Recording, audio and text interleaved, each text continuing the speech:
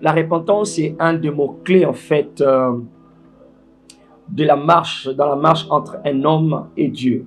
Ok, un homme, ou encore plus précisément entre un chrétien et Dieu. Ça commence par la repentance. C'est un concept qui est introduit pour la première fois dans le Nouveau Testament, dans les évangiles de Matthieu. Ok, là où le Seigneur est en train de dire, il est écrit que le royaume de Dieu est proche, répentez-vous. Prenons particulièrement Marc chapitre 1 verset 15. Je dis première fois, pourquoi? Parce que dans l'Ancien Testament, ces concepts, ou bien le mot repentance n'était pas encore vraiment introduit, mais le concept de repentance existait déjà. Ce que nous appelons dans le Nouveau Testament repentance, dans l'Ancien Testament, c'était tournez-vous vers Dieu, tournez-vous vers moi. D'accord? Alors, plus particulièrement donc, dans le Nouveau Testament, le mot repentance vient du grec métanéo. Métanéo qui veut dire, ça veut dire en fait une révision, un changement de modèle de pensée, un changement de direction des pensées. C'est-à-dire que vous pensiez de cette manière, vous vous tournez pour penser, commencer à penser différemment. Donc littéralement, c'est un peu cela. Ça veut dire un changement dans votre modèle de pensée. Repenser ce que vous étiez déjà en train de penser, ou bien reconsidérer ce que vous pensiez avant. Alors maintenant, dans la pratique, repentance veut dire se tourner le dos à ce que vous acceptiez hier. Il y a certaines choses que vous acceptiez hier, que vous avez adoptées, mentalité, comportement, langage, certaines voies que vous avez adoptées hier qui vous semblaient normales. Mais lorsque la repentance doit intervenir, c'est-à-dire que vous faites votre face. Donc vous tournez les dos à tous ces concepts que vous aviez admis hier pour adopter les concepts de Dieu, la pensée de Dieu, la façon de voir de Dieu. Donc, en un mot-clé, repentance veut dire c'est détourner de la mauvaise voie pour suivre maintenant la voie du Seigneur.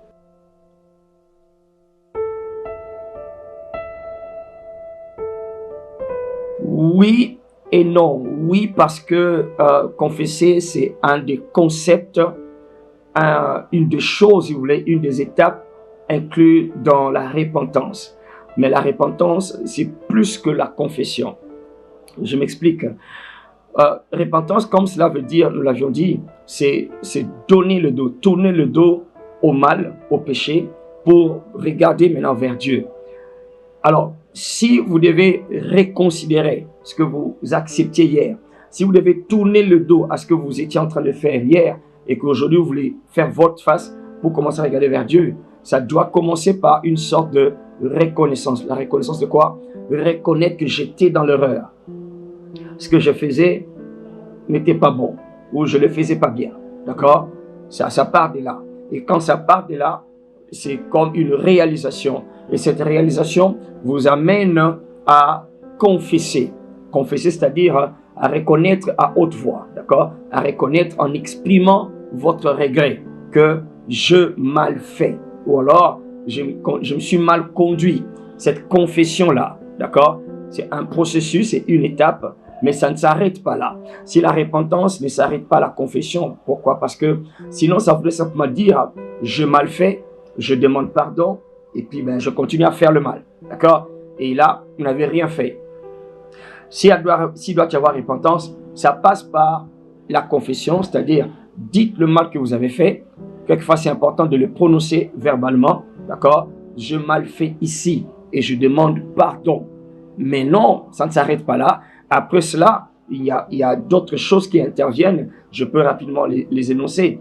Ok, premièrement, vous avez reconnu que vous avez mal fait. Deuxièmement, vous avez confessé.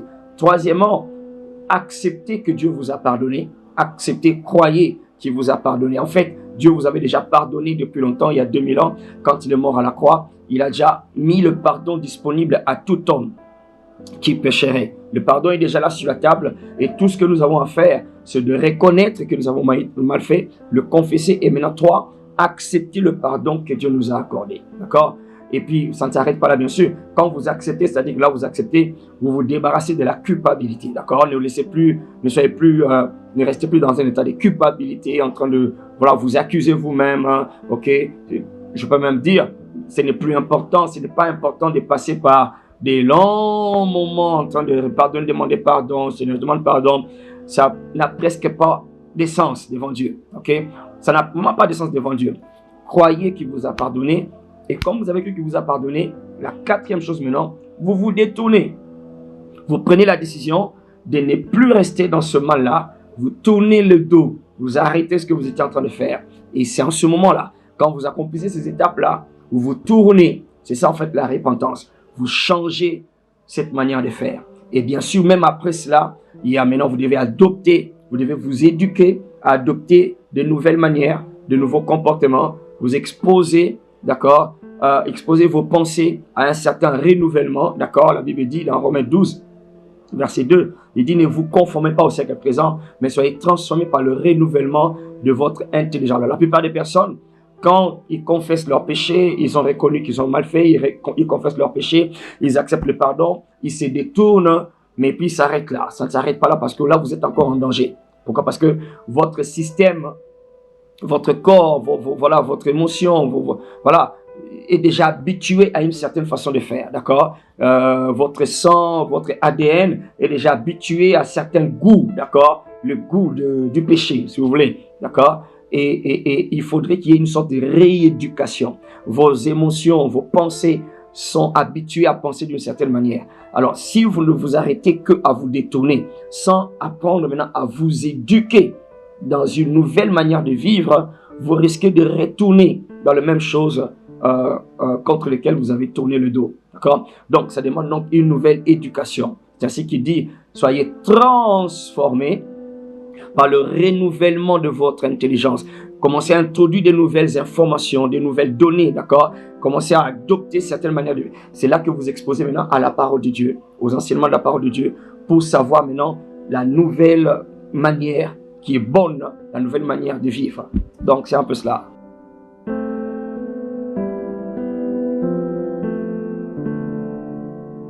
Le but est direct. La repentance, c'est pour restaurer la communion avec Dieu. Restaurer la communion. Je ne dis pas restaurer la relation avec Dieu, mais ça va plus profond, ça va jusqu'au point de restaurer, réparer, remettre de l'ordre dans la communion avec Dieu. Avec Dieu, lorsque quelqu'un se répand, lorsqu'il reçoit Jésus, comme il reconnaît Jésus comme étant son Seigneur, c'est la grande repentance, d'accord? En ce point-là, selon Jean 1, verset 12, à tous ceux qui l'ont reçu, il leur a donné le pouvoir de devenir enfants de Dieu. À ce point-là, cette personne n'est plus simplement une créature de Dieu, mais elle devient enfant de Dieu. Alors à ce point-là, il établit une relation entre Dieu et cette personne. D'accord? Lorsque quelqu'un reçoit Christ, la relation entre lui et Dieu est, je dirais, réparée, restaurée. Parce qu'elle existait avant, elle a été coupée à partir du péché d'Adam. Quand Adam et Ève ont péché dans le jardin d'Éden, la relation entre l'homme et Dieu était coupée. Alors, il a donné son Fils afin que celui qui va croire, qu'il puisse être restauré dans cette relation-là. Alors, lorsque vous recevez Christ, cette relation est restaurée. Mais ce n'est qu'une relation jusque-là. Au-delà de la relation, il y a ce que nous appelons la communion. Je donne un exemple. Un père ou une mère peut avoir son enfant, c'est son enfant. Ils sont en relation parent-enfant, père et fils, ou père et fille, ou mère et fils, ou mère et fille. C'est une relation, d'accord? Mais ils peuvent ne pas s'entendre, ils ne se parlent pas. Parce que peut-être l'enfant a commis une gaffe, peut-être l'enfant a des choses à reprocher à son père ou à sa mère. Et ben voilà, il claque la porte et il s'en va. Ça fait 3 mois, 6 mois, 1 année qu'il est parti. Ils sont toujours en relation de parents et fils ou enfants, mais ils ne sont plus en communion. Ils ne sont pas en communion. D'accord? La meilleure façon de comprendre ça, c'est Luc 15 à partir du verset